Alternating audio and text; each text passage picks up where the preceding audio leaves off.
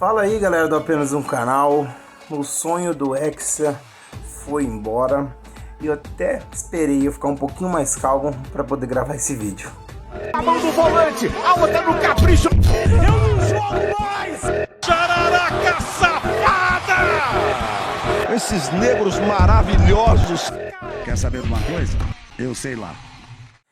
Então é isso aí, galera do Apenas Um Canal. Sejam bem-vindos a mais um vídeo. Eu sou o Kaique Almeida. Muito obrigado por ter clicado nesse vídeo. Aproveitando, se gostarem do vídeo, deixe seu like, se inscreva no canal e deixe aí nos comentários também sugestões, conforme o vídeo for se desenrolando. Também, se não gostar, não tem problema, pode dar o dislike e também deixe aí nos comentários o que a gente precisa melhorar. Mas enfim, indo para o ponto do vídeo, que é a eliminação do Brasil para a Croácia nas quartas de final da Copa do Mundo, né? Como eu falei no começo do vídeo, eu estava no dia da eliminação, né? Na sexta-feira, estava muito nervoso. Final de semana em si foi muito nervoso e muito frustrante para quem é torcedor aí da seleção brasileira. Então eu preferi dar um tempo para poder gravar esse vídeo, que está sendo gravado agora no dia 12, segunda-feira, 12 de dezembro. Enfim, né, vamos comentar alguns pontos chaves aí dessa eliminação do Brasil. Eu vou falar primeiramente dividir em alguns tópicos, mas falar primeiramente do jogo e por que é frustrante para nós, né? Eu não sei se vocês, né, aí do outro lado, porque aqui a gente tem o costume de tanto pintar rua, pintar guia, estender bandeirinha. Então no dia de jogo aquela comoção, chama amigo, chama familiar, todo mundo senta na frente da televisão para assistir o jogo e todo mundo fica naquela emoção. E também tem gente que nem se importa com isso, então tudo bem, tranquilo. Mas assim, eu sou dessas pessoas que fazem tudo isso, todas essas pinturas, toda essa organização. Inclusive já estava combinando com alguns amigos para assistir o jogo da terça-feira, que era a semifinal. Só esqueci de combinar com os principais, né, com os jogadores. Então é muito frustrante, né? E aí eu, com mais calma hoje, conseguindo analisar algumas coisas, eu consigo gravar esse vídeo. No jogo, só para vocês terem uma ideia aí, vamos só colocar os números e aí depois a gente traduz esses números pro campo. Foram 21 chutes do Brasil contra 9 da Croácia, e contando isso a prorrogação também, tá? 11 do Brasil foram ao gol, um chute da Croácia apenas no gol, que foi o gol. 51% de posse de bola para a Croácia e 49% de posse de bola para o Brasil, tá? Então, assim, 22 faltas da Croácia, 24 do Brasil. Isso só alguns números aí para vocês terem ideia de como que foi o jogo, né? Mas a gente assistindo, começa pelo primeiro tempo. Primeiro tempo que a Croácia jogou melhor que o Brasil, e isso foi uma surpresa tanto para mim quanto acho que muitos para vocês também. A gente sabia que a Croácia não viria como a Coreia, né? Aberta, disposta a jogar, disposta a fazer trocação com o Brasil, porque vocês viram o resultado disso. Foi 4-1 só no primeiro tempo e poderia ser mais se o Brasil não tirasse o pé. Então a Croácia já não é desse estilo, ainda mais jogando com uma seleção mais forte. Então quando é mais forte eles se fecham mesmo. Eles não iriam fazer isso com o Brasil, deixar o campo livre ali para os pontas, tanto o Vinícius Júnior e Rafinha e o Neymar ali pelo meio, irem infiltrando e irem jogando para ela também tomar o mesmo gol, a quantidade de gols que a Coreia tomou. Então preencheu muito bem o meio campo e se fechou muito bem muitas vezes na defesa com linha de 5 para impedir a infiltração do Brasil. Tanto que quando o Brasil chegava ali pelo meio não ia entrar, tanto que por fim, depois o gol saiu por ali, mas estava bem compacto a defesa da Croácia. E o meio campo do Brasil espaçados, enquanto você via o meio campo e os jogadores de ataque da Croácia próximos e fazendo uma marcação bem compacta, bem encaixada, o meio campo do Brasil, vamos se dizer assim, disperso, um longe do outro, marcação meia perdida. Os caras estão perdidos no primeiro tempo e a Croácia dominou o meio campo, e ali, quando vocês dominam o meio campo tendo um Modric, acaba sendo que a Croácia jogou melhor no primeiro tempo. No segundo tempo o Brasil até voltou melhor, criou chances, o Brasil teve chances, só o Neymar perdeu 2 grandes chances, o Vinícius Júnior também teve chances, o Rafinha teve chances e aí acabou não matando o jogo. A gente fala muito do goleiro, que é um grande goleiro, fez grandes defesas, já veio desde quando ele pegou 3 pênaltis contra o Japão, mas assim, defesas, chutes que foram até em cima dele, nenhum chute não exigiu uma grande elasticidade, uma grande defesa plástica dele, né? Então, assim se desenrolou o segundo tempo, mas novamente o Brasil ainda perdendo no meio campo para a Croácia. A Croácia estava conseguindo ser mais incisiva ali na marcação, coisa que o Brasil não estava conseguindo. O Brasil não estava marcando em cima, e isso era uma das minhas chateações durante o jogo, que o Brasil não estava marcando em cima, não estava. Enfim, veio prorrogação, minutos para acabar a prorrogação. O Neymar, que não estava fazendo uma grande partida, já não veio fazendo grandes copas, e isso é um ponto a se tocar agora. É o grande craque dessa geração, mas é um craque que, assim, dependendo, não sei se vai se encerrar o ciclo dele na seleção, mas é um craque que vai encerrar o seu período aí na seleção sem representar muitas coisas, pra mim, pelo menos, né? Tudo bem que ele fez esse gol, ele tá fazendo a partida abaixo, igualou o número do Pelé, 77 gols, né, ao total na seleção. Claro, Pelé com menos jogos que o Neymar, mas então o aproveitamento do Pelé é bem melhor, mas enfim, tá aí a história sendo feita. Ele igualou os números do Pelé como o maior artilheiro da história da seleção. Não sei se ele for continuar, com certeza ele vai passar, mas é um craque que não representa nada, assim como os grandes craques do passado não representaram, né? Então, você colocar o Neymar numa mesma conversa com nem vou voltar muito lá atrás, tá? Mas numa mesma conversa que o Rivaldo, que o Ronaldo, que o Ronaldinho Gaúcho, já não dá, porque esses caras ganharam o título. Nem a Copa América, quando o Brasil ganhou, o Neymar estava, né? Então, assim, ele tem a seleção, o título da Olimpíada, a primeira medalha de ouro do Brasil, mas é um esporte olímpico, não conta para o futebol profissional. Então é um craque que vai ficar marcado, claro, ele vai ser lembrado, né?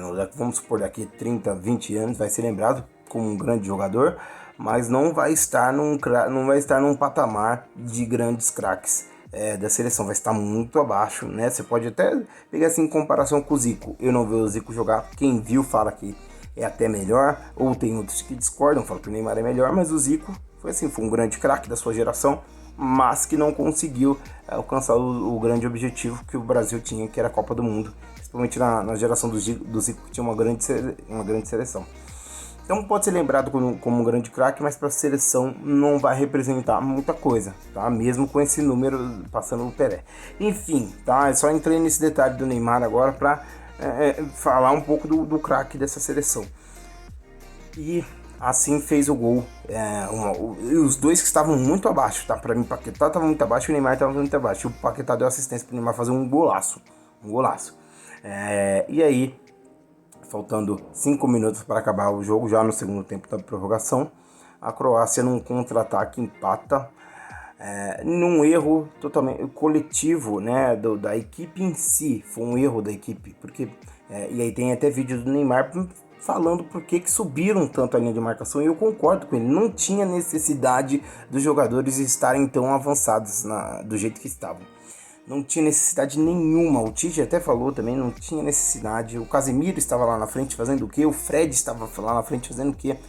Uma hora dessa, gente, faz igual a França. A França estava fazendo faltas. A França que ganhou de 2-1 da Inglaterra estava fazendo falta para amarrar o jogo. Viu a Argentina? Tudo bem que a Argentina tomou um empate, né, da Holanda numa jogada de falta até que foi surpreendente. Mas você viu a falta que o Paredes fez?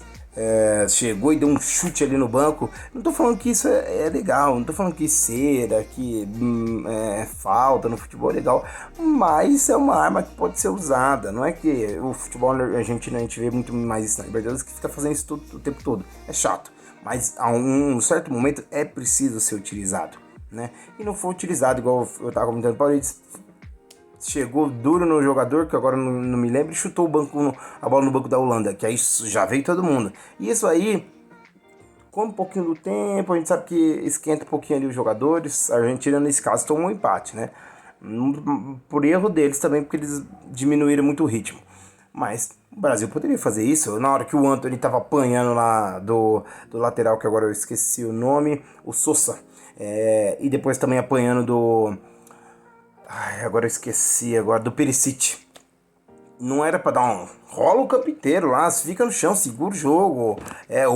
Ou alguém do grupo chega firme também, chega pra encarar o Perisic, já chama todo mundo.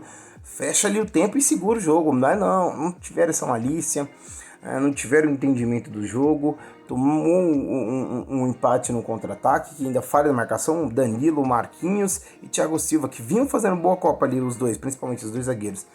E aí, ficaram perdidos na marcação e deixaram o Petkovic sozinho. E aí, a gente, assim, não vou questionar o Alisson pelos pênaltis, não dá pra gente cobrar ele pelos pênaltis, mas que tem goleiros que eu poderia dizer que pegariam aquela bola, eu acho que pegaria, tá? Não, tudo bem que desviou, matou ele, mas eu acho que daria pra pegar. E o Alisson é bem questionável, ao meu ver, tá?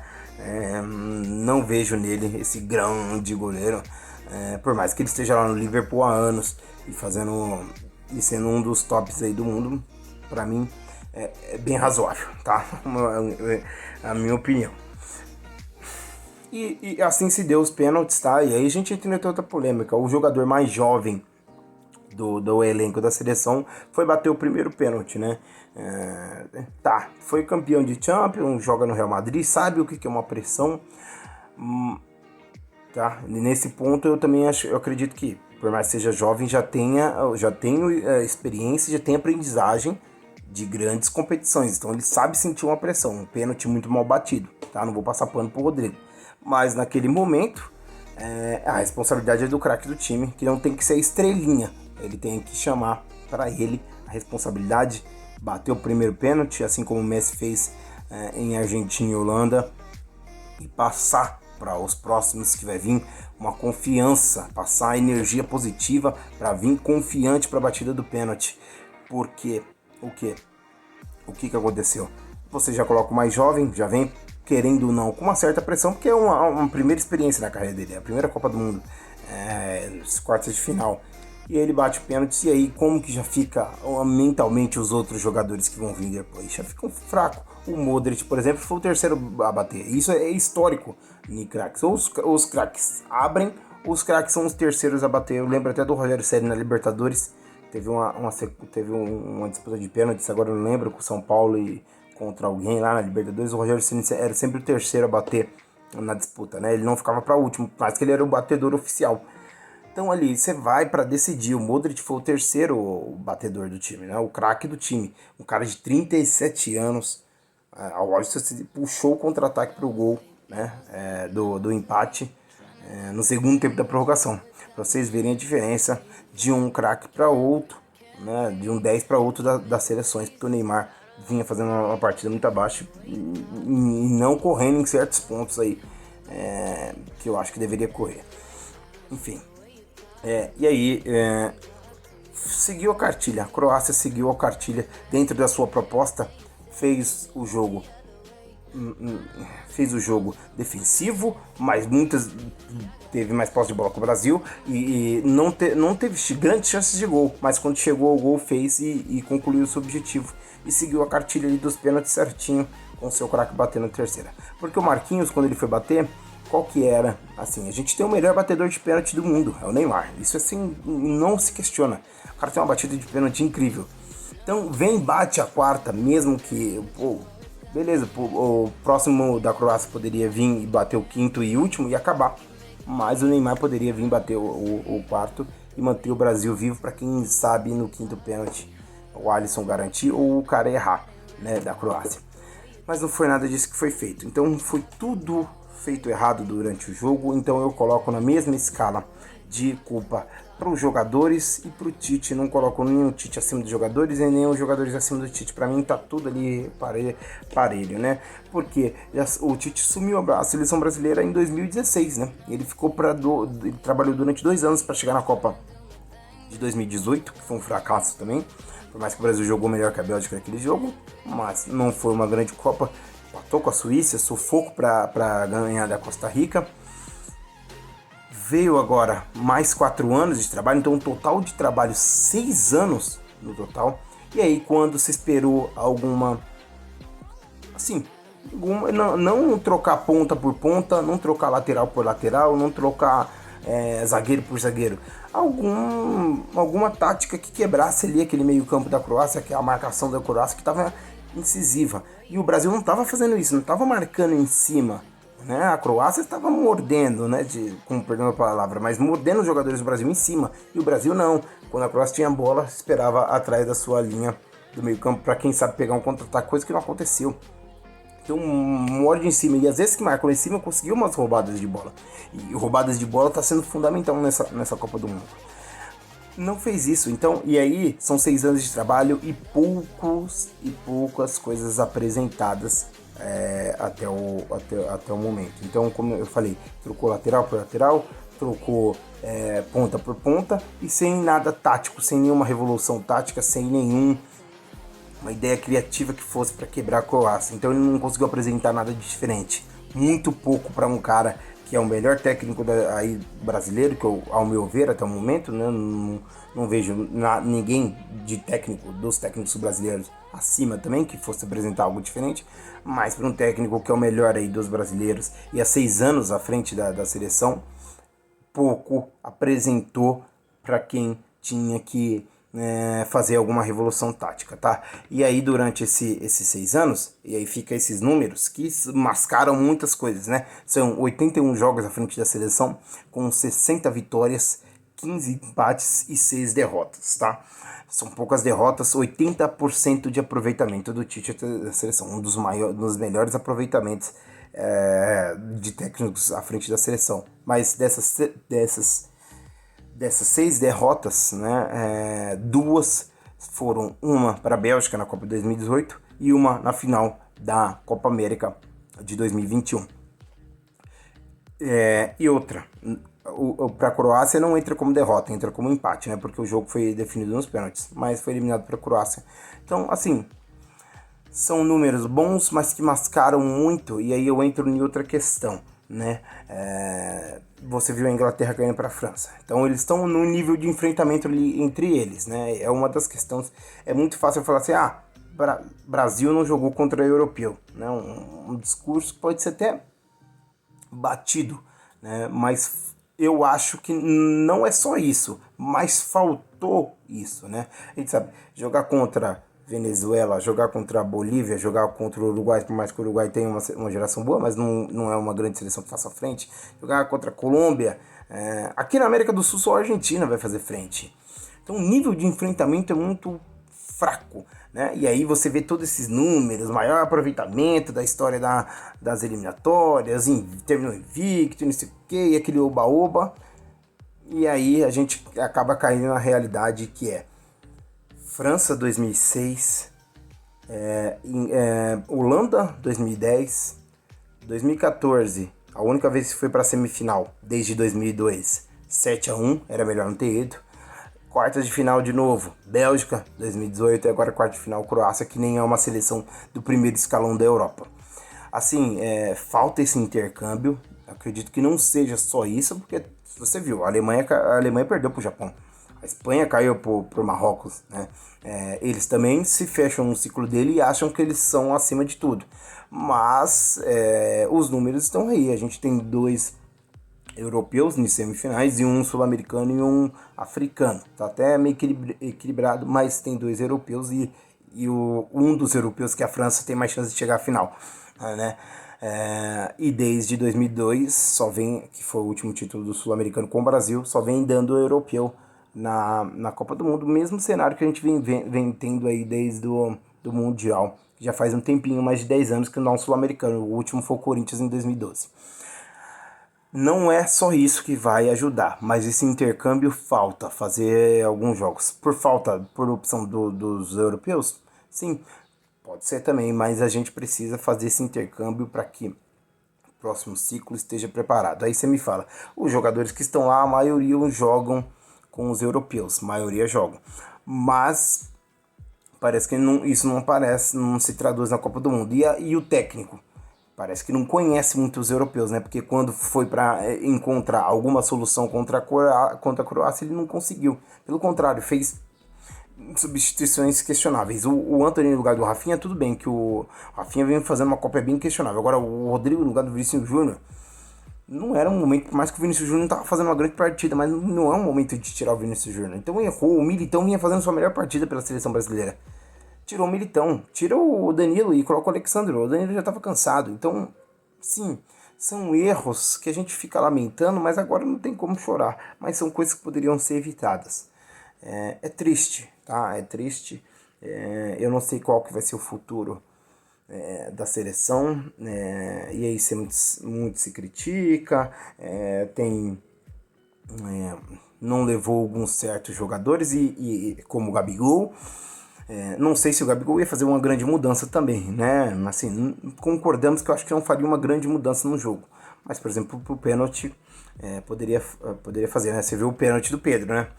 Um cara que nem é acostumado a bater pênalti no Flamengo. Você vê a tranquilidade que ele mandou a bola pra rede. E aí a gente chega em algum ponto que o Fábio Piperno falou isso na Jovem Pan ontem, e eu achei muito interessante. Ele falou assim: a gente tem costume de não levar jogadores daqui, dos jogadores sul-americanos, porque a gente fala que o futebol aqui é inferior do que o futebol lá. Concordo. Mas dependendo do cenário de alguns jogadores é tão inferior assim. Por exemplo, o Lucas Paquetá, né, que é um grande jogador, não estou questionando isso. Mas ele que jogou no Lyon e do Lyon foi pro West Ham, ele tem grandes decisões para ser tomada, ele tem grandes, por mais que ele joga na Premier League, mas o West Ham chega pelo menos numa final de Copa da Liga Inglesa, não chega. Então o nível de enfrentamento, por exemplo, se o Coutinho fosse jogando no Aston Villa, ele tem um grande nível de enfrentamento. O Richarlison pode até se questionar, porque o Tottenham às vezes vai para Champions aí e às vezes surpreende, mas não vai muito longe também, né? Então, esses jogadores, dependendo do cenário que eles estão lá na Europa, não é tão diferente dos cenários que alguns jogadores se encontram aqui no Brasil. Por exemplo, o Palmeiras, e jogadores de Palmeiras e Flamengo, que estão aí fazendo final de Libertadores a todo momento e fazendo final de Mundial, né? O Flamengo com o Liverpool, o Palmeiras com o Chelsea. Então, dependendo do nível de enfrentamento, os jogadores aqui, por exemplo, vai colocar o Gabigol e qualquer outra. O Pedro foi, por exemplo, né? Mas vamos colocar o Pedro, né? Que ele foi. O Pedro, que era até um certo momento era reserva, mas ele e o Gabigol, por exemplo, já jogaram 2 finais de Libertadores, né? 3 finais, perdão. E o Gabigol com 3 finais de Libertadores, 4 gols. Ganhou 2, perdeu 1. Né? Será que ele estaria tão diferente num nível de enfrentamento assim com o Richarlison, por exemplo, que o Gabriel Jesus? O Gabriel Jesus é tudo bem. Ele estava até certo momento decidindo títulos lá pro City, tanto na Premier League e disputando a Champions, né? Mas o Richarlison, por exemplo, né? Que é um jogador muito esforçado, não é também um grandíssimo craque. Enfim, eu acho que é isso. Se encerra o ciclo do Tite com um grande fracasso, tá? São 6 anos, 2 Copas, né? São 81 jogos, 60 vitórias, 15 empates, 6 derrotas, mas com um título apenas, um título da Copa América. Copa América é que convenhamos. O que importa mesmo para a seleção, ao meu ver, é Copa do Mundo. Para mim, não tem mais nada que conta para a seleção do que não ser Copa do Mundo. Então, a Copa do Mundo é o grande objetivo. Então, são 6 anos de trabalho, 2 Copas do Mundo e um fracasso nesse ciclo. Tá? Para o próximo ciclo, muito se fala de Fernando Diniz, que eu acho que não é capaz de conduzir uma seleção brasileira. Muito se fala Dorival Júnior, também acho que não é capaz. O Cuca, eu até gosto do Cuca, mas eu não sei se seria tão diferente. Poderia ser mais do mesmo.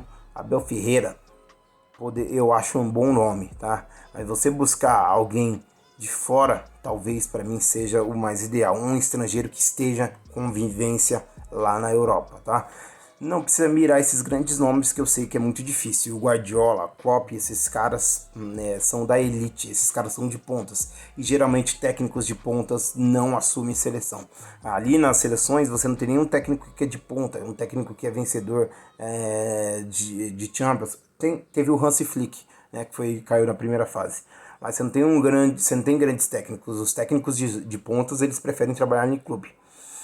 Mas trazer algum técnico que seja conceituado, algum técnico que tem história aí, pode até ser alguns técnicos que estão parados aí, mas alguém que vai revolucionar agora o futebol brasileiro. Já começa com a saída do Juninho Paulista, se fala do André Sanches assumindo aí. Enfim, os jogadores são europeus, estão acostumados com o enfrentamento dos europeus, mas a gente precisa de um técnico também que tenha esse costume e que saiba também ter as definições ali da táticas. É isso, gente, é isso. O vídeo tá ficando muito longo, já são 25 minutos aqui, mas é só um pouquinho do que eu vejo e do desabafo aqui dessa eliminação do Brasil aí da Copa do Mundo. Claro que eu vou falar agora das semifinais. Amanhã, dia 13 e dia 14 tem as semifinais, a Argentina contra a Croácia e a França contra o Marrocos. Então, eu quero saber de vocês, deixem aí nos comentários o que vocês acharam dessa eliminação do Brasil, o que vocês acham que precisa melhorar, quem deve ser o próximo técnico da seleção brasileira e o que vocês esperam dessas semifinais aí e quem vai chegar na final dessa Copa do Mundo. Aposto em Argentina e em França na final da Copa do Mundo. E aí, é jogo, meus amigos, é jogo. Mas é isso, galera. Um abraço, até mais.